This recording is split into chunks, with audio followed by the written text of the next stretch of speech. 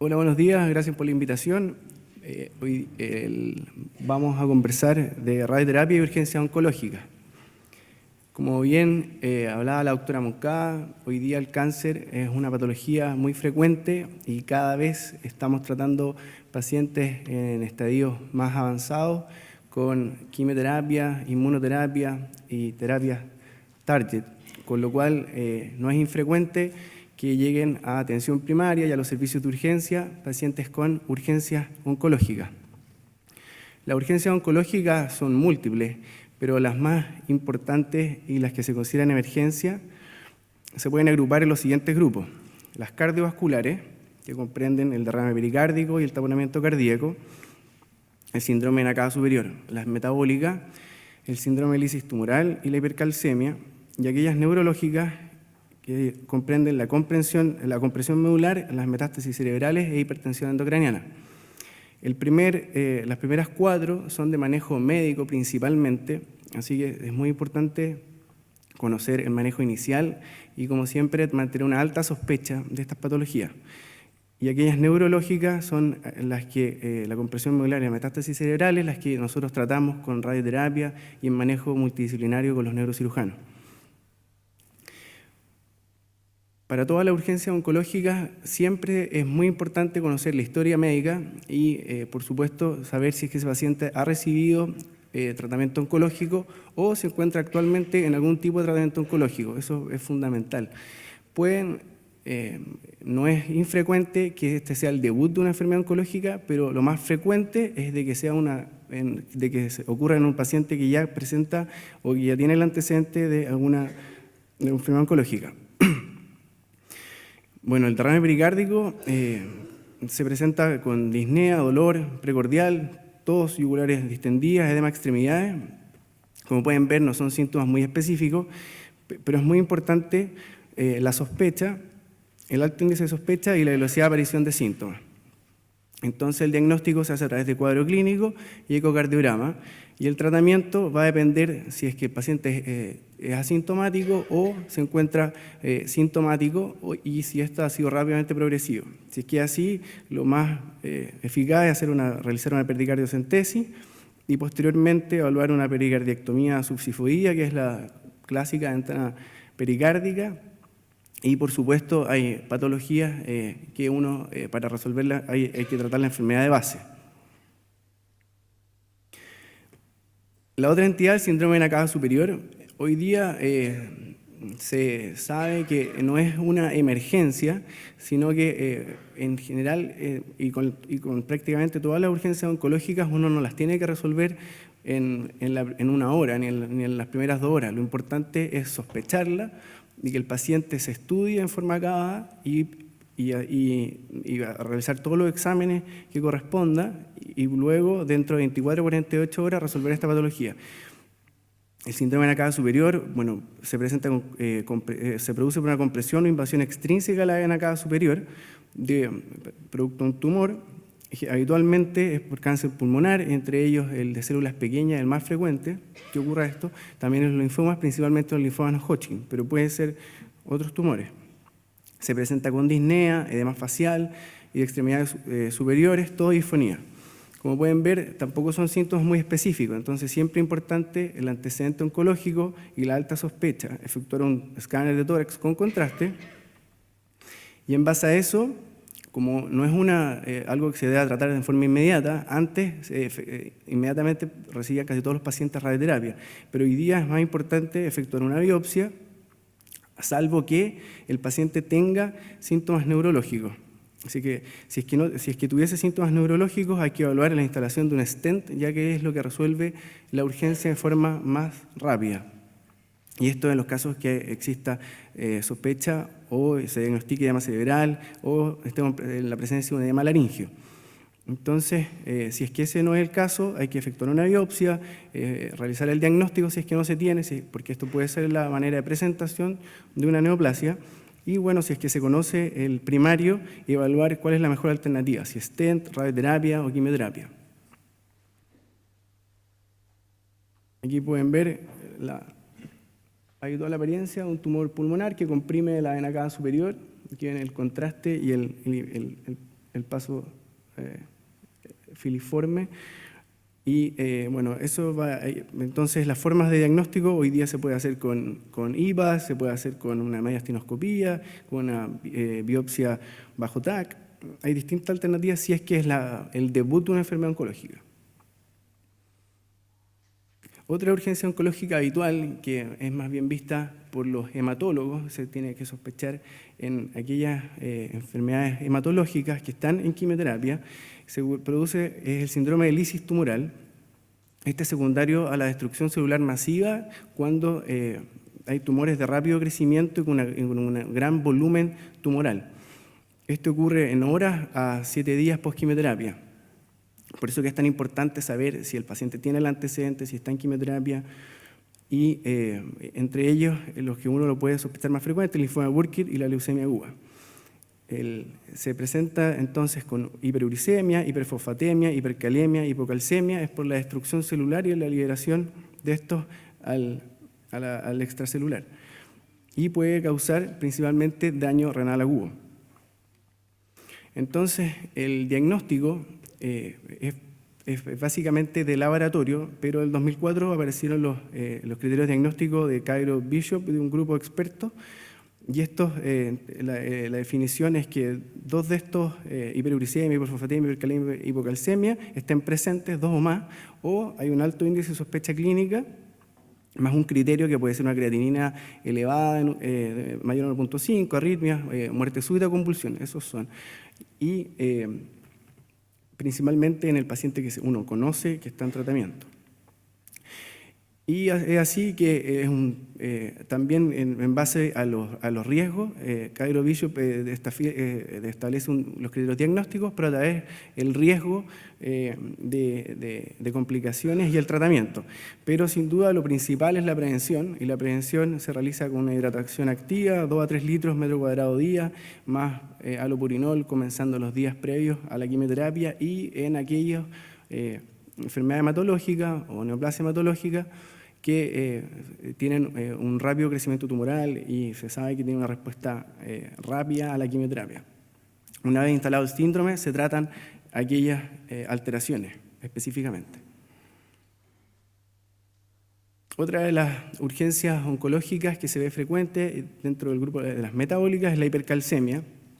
Estas ocurren en los pacientes con metástasis ósea, ya sea de cualquier origen, y también puede ser por síndromes paraneoplásicos, los cuales tumores pulmonares principalmente producen la secreción de PTH o calcitriol. Esto se puede sospechar habitualmente en cáncer de mama, en el cáncer pulmonar y en el mieloma múltiple. Los síntomas, como saben, de hipercalcemia son bien inespecíficos también, por lo tanto, como toda la urgencia oncológica, es importante el alto índice de sospecha. Se presenta con letargia, confusión, diarrea, anorexia, fatiga, poliuria. Y el diagnóstico es la calcemia y en base a la corrección según albúmina. Bueno, y también se puede sospechar según un cuadro clínico, pero es inespecífico.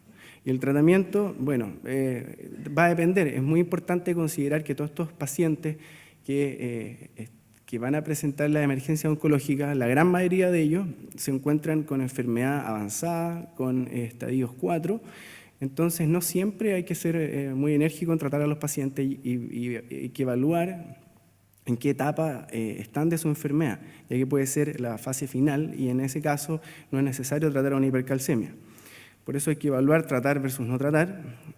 Y en el paciente que tiene un buen performance o que se puede conversar con su oncólogo tratante, se tratan aquellas siempre que se encuentran con hipercalcemia mayor a 14, que se considera severa, entre 14 y 13, moderada y menor de 12, se evalúa caso a caso y se puede prevenir más que hacer algunas medidas de prevención. Entonces, ¿cómo se trata de la hipercalcemia? Siempre comenzar con una hidratación intensa, con solución salina, bueno, y después, si una vez recuperada la volemia, se puede agregar diuréticos y la calcitonina, se puede evaluar la respuesta. Y lo que es el tratamiento estándar es los bifosfonatos, principalmente el solendronato, que se puede pasar muy rápido y tiene una respuesta es eficaz y su máximo pic se ve a los 3 o 4 días de disminución de la hipercalcemia. El pamidronato también es otra alternativa. Entonces, esto en todos los pacientes que se encuentran en cuidados paliativos o que tengan enfermedad oncológica, siempre hay que pensar en que puedan tener una hipercalcemia. Se ve habitualmente un 30% de los pacientes oncológicos.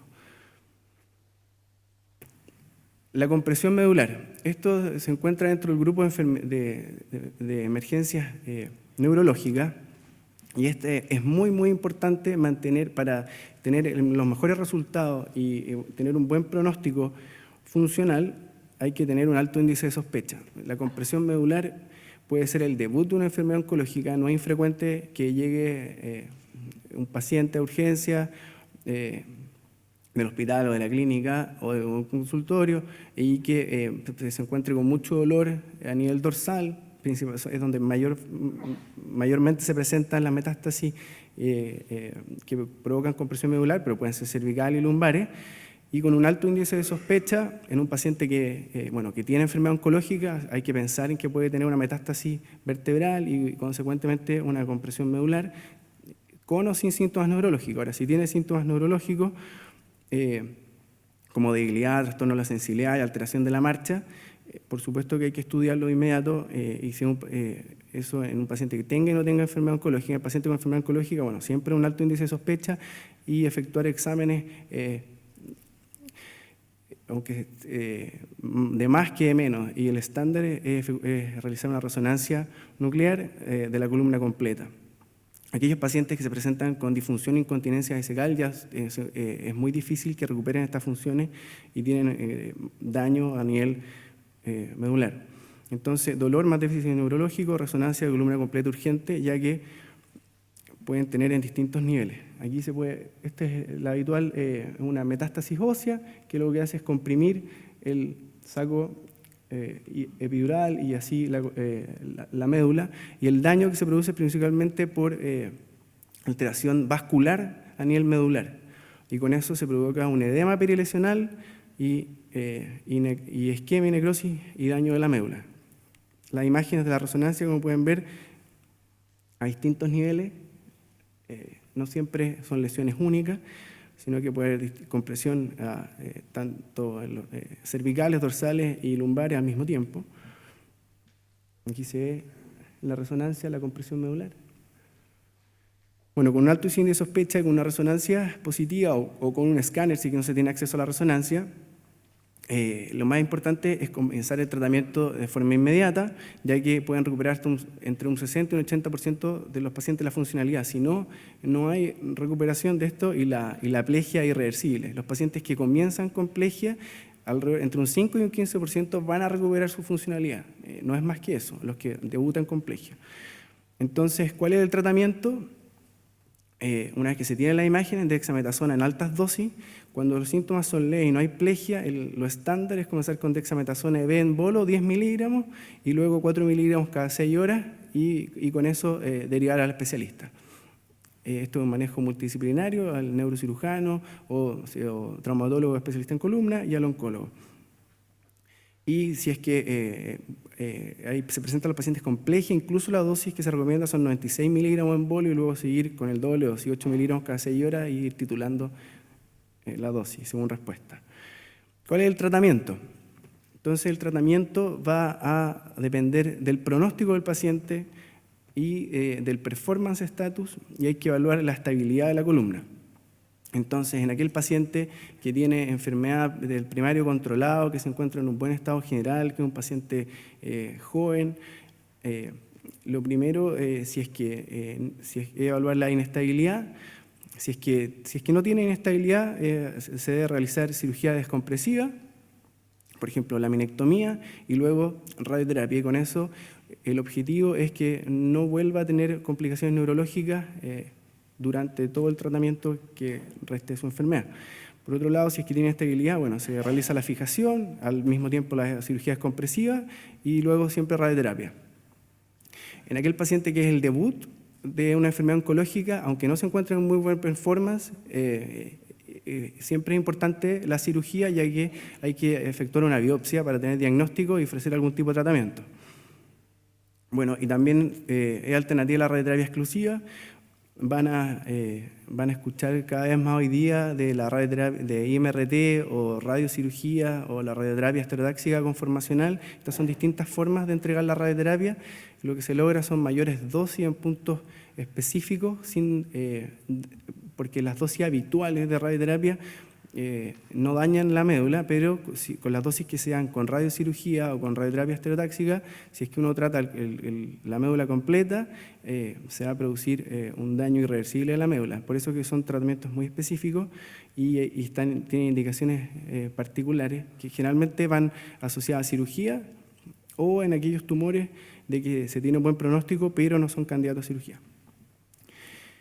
Bueno, y como siempre, lo más importante es el diagnóstico precoz, el tratamiento oportuno y el manejo multidisciplinario. El otro, emergencia oncológica que es muy frecuente de ver son las metástasis cerebrales. Este es el tumor intracraneano más frecuente. Por supuesto que siempre hay que, saber el antecedente oncológico, pero si el paciente no tiene algún antecedente oncológico y tiene una metástasis cerebral única, hay que descartar un primario cerebral. Los tumores que habitualmente hay que sospechar en casos de metástasis cerebrales y sin primario conocido es cáncer pulmonar, cáncer de mama y melanoma, y estos se presentan con síntomas de hipertensión endocraniana, como cefalea, náuseas, vómitos, pueden tener convulsiones y, por supuesto, alteración de conciencia. Entonces, el diagnóstico en base al cuadro clínico y, como siempre, puede ser un escáner y posteriormente completar con resonancia.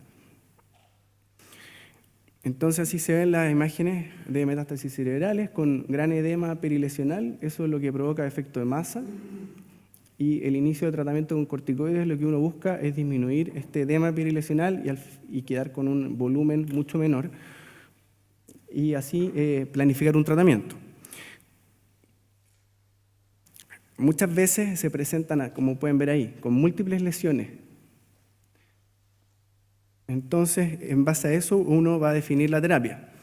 La corticoterapia inmediata también es el estándar y es lo que debieran comenzar ustedes, ya donde sea que puedan ver un paciente. Y dexametasona 12 miligramos en bolo y luego continuar con 4 miligramos cada 6 horas y evaluación por el especialista.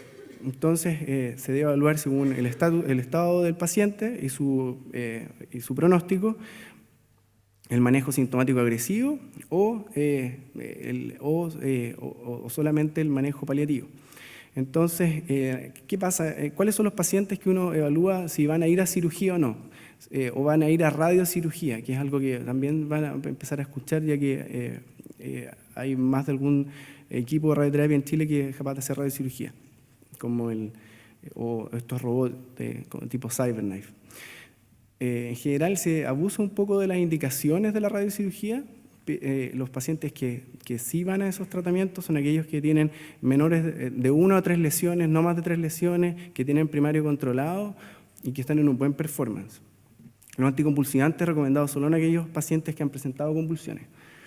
Entonces, el tratamiento agresivo, el primario controlado, como les decía, puede ser cirugía más radioterapia sobre encéfalo completo o radiocirugía y luego radioterapia sobre encéfalo completo.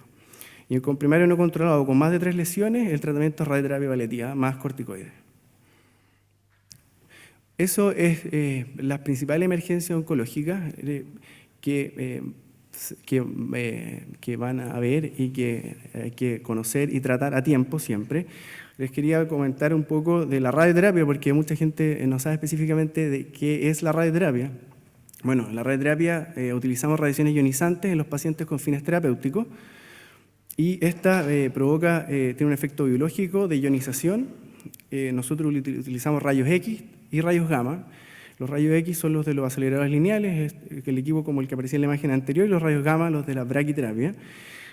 Esto no es que queme al paciente, sino que es un fotón de alta energía que proyecta un electrón y va a generar radicales libres y va a causar un daño a nivel de ADN. Entonces, ¿qué va a pasar en el ADN? Cuando logramos causar las rupturas de doble cadena, de la doble hélice, esto va a ir a la muerte celular.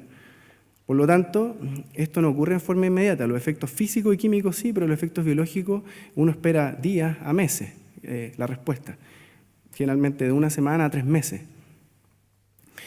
Los usos en cáncer, bueno, son múltiples, desde radioterapia exclusiva, radioterapia asociada a cirugía o radioterapia paliativa.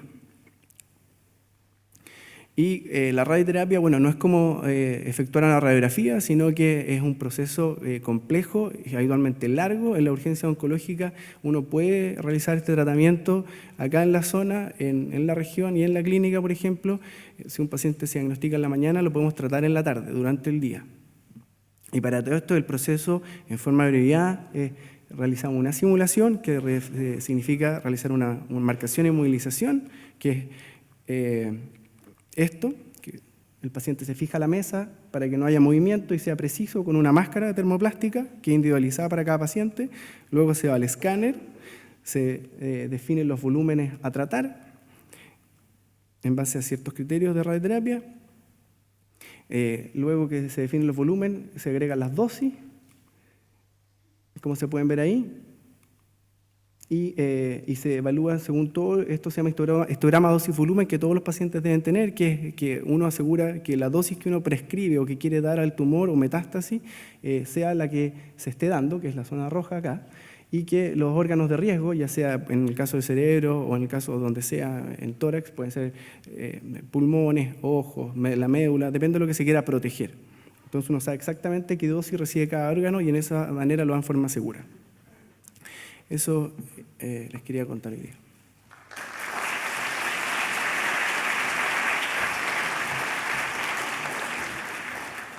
Me pidieron que diera una foto de qué nos gustaba hacer.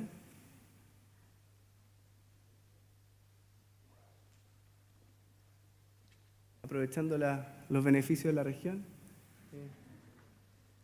Pero del aire libre. Gracias.